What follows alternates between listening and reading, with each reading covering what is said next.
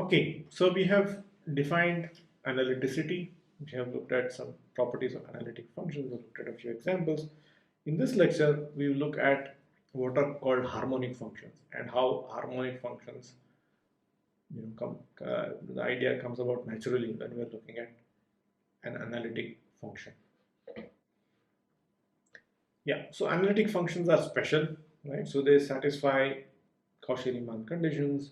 They for their real part and imaginary part they do, and they do so in a whole region, right? So and this gives them some very nice properties, right? So in this lecture we will see how the real part and the imaginary part, because of their satisfying Cauchy-Riemann conditions, they also individually satisfy a partial differential equation, which is called the Laplace equation, right? Which is something which we are perhaps familiar with, and it's something that we will return to later on in this course as well, right, when we are studying partial differential equations. But here we point out that an analytic function naturally gives rise to functions which satisfy the Laplace equation. So let's start with the Cauchy-Riemann conditions. We are given u and v, and so we know that dou u by dou x must be equal to dou v by dou y, and dou u by dou y must be equal to minus dou v by dou x. So if we take a second partial derivative with respect to x in the first equation and with respect to y in the second equation, we have dou squared u by dou x squared is equal to dou squared v by dou x dou y, and dou squared y by dou y squared is equal to minus dou squared v by dou y dou x. Right, so we see that the right hand side in these two equations are really the same except for a minus sign, right? Because it doesn't matter in which order you take this partial derivative. So dou squared v by dou x dou y is the same as dou squared v by dou y dou x. So when you add these two, you get dou squared u by dou x squared plus dou squared u by dou y squared equal to 0. So this is the famous Laplace equation, right? So it's also written as this nabla squared del squared u is equal to 0. Right? So it is something that we have perhaps encountered in electrostatics, or when we're looking at properties of temperature distributions and so on. Right, so if we started with the Cauchy-Riemann conditions, and we could have also taken the second partial derivative in a slightly different way. So suppose we took a second partial derivative with respect to y in the first equation and with respect to x in the second equation. So then we would have dou squared u by dou y dou x is equal to dou squared v by dou y squared, and dou squared u by dou x dou y is equal to minus dou squared v by dou x squared. If we subtract these two equations, then once again we will see that in fact even the imaginary part also satisfies the Laplace equation. Dou squared v by dou x squared plus dou squared v by dou y squared also is 0, right? So any function which satisfies the Laplace equation is called a harmonic function, right?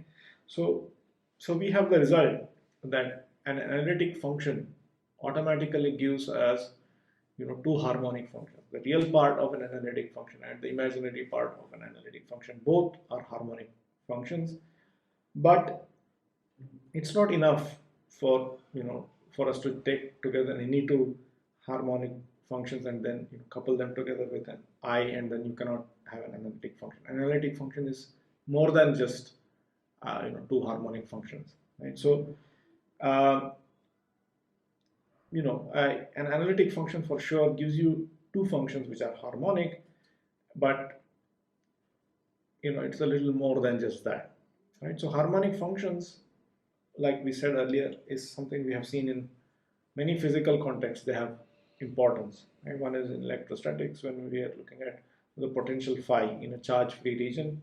Another is the context of temperature profile of a heat rod, right, which is in steady state, right? So we will return to partial differential equations. We will think about partial differential equations and how to solve them and all this a little bit later in this course, and then we will discuss methods to solve such differential equations and so on.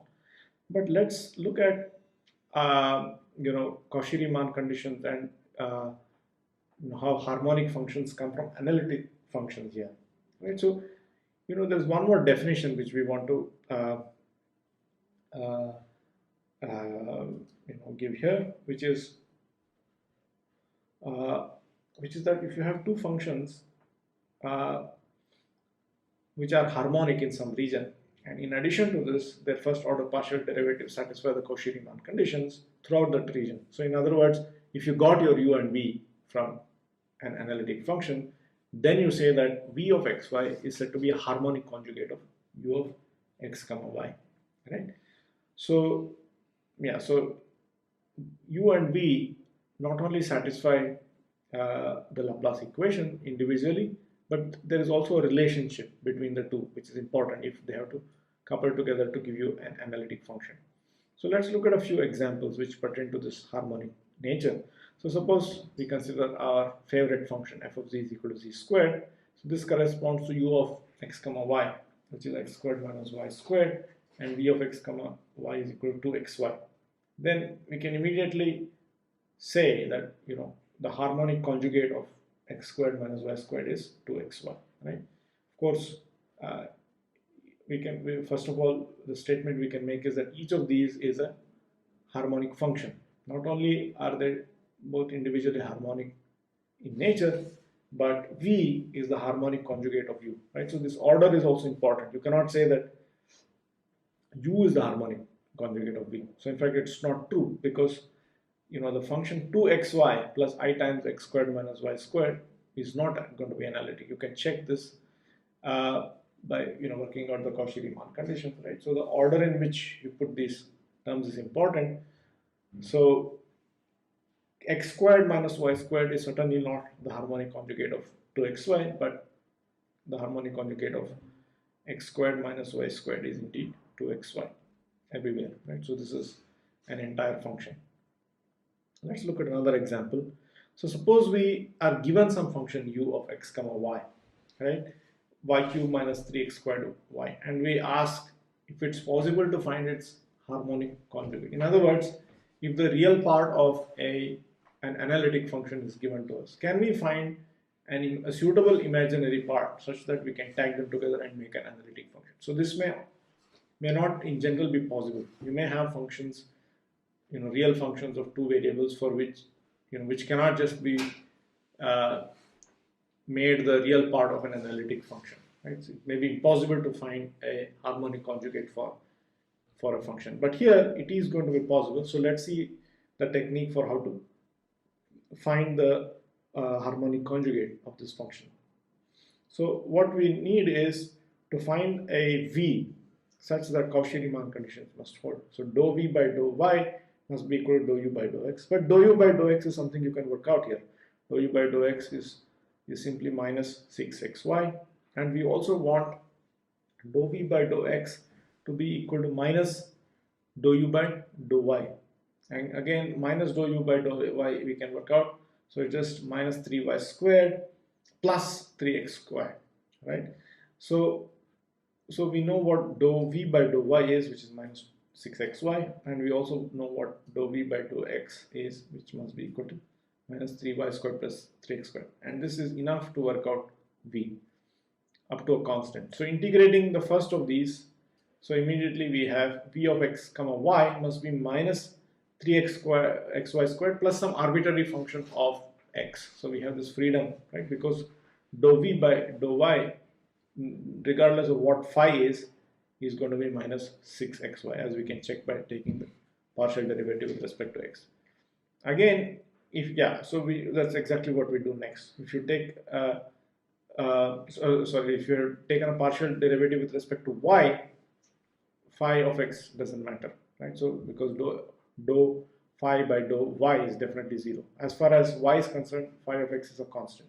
But on the other hand, now if you differentiate this with respect to x, so then we have dou v by dou x is equal to minus 3y squared plus, now you don't need a partial derivative with respect to x, it's just a full derivative, d by dx of phi of x, which we already know dou v by dou x must be equal to minus 3y squared plus 3x squared. So this 3 minus 3y squared will cancel on both sides, and we are left with d phi by dx is equal to 3x squared, which is something which is very straightforward. We can immediately solve it, and we have phi of x must be equal to x cubed plus some arbitrary constant. So therefore, the function that is, the harmonic conjugate of u of x comma y is simply minus 3x y squared plus x cubed plus some constant. So in fact, you can show that, given a function, if it has a harmonic conjugate, it's unique up to a constant, right? So you can add some arbitrary constant, but not much else, right? So in this case, the corresponding analytic function itself turns out to be quite, we can read off what it is and write it in a very compact form. So let's write it down. So f of z is y cubed minus 3x squared y plus I times minus 3x squared xy squared plus x cubed plus c, and some inspection reveals that in fact this function f of z is just I times z cubed plus c, right? So indeed it's an analytic function, and it's just a polynomial. So basically there is no dependence on z star. So indeed the partial derivative of f with respect to z star is going to be 0. So this is an example where we managed to find the harmonic conjugate of a function because the harmonic conjugate exists. There are other examples where it's not possible to find a harmonic conjugate. So we could play with this kind of take an arbitrary function u of x comma y and try to find its harmonic conjugate, right? So it should be quite straightforward to find such a function, right? So yeah, so that would happen if it's not possible to tag together u and v and together make it into an overall analytic function. So the main message from this lecture is that whenever you have an analytic function, it gives you a real part and imaginary part, which are necessarily harmonic functions, but they're also something slightly more than that. So the Cauchy-Riemann conditions also connects them in some very special way, right? So that's what this lecture is about. Thank you.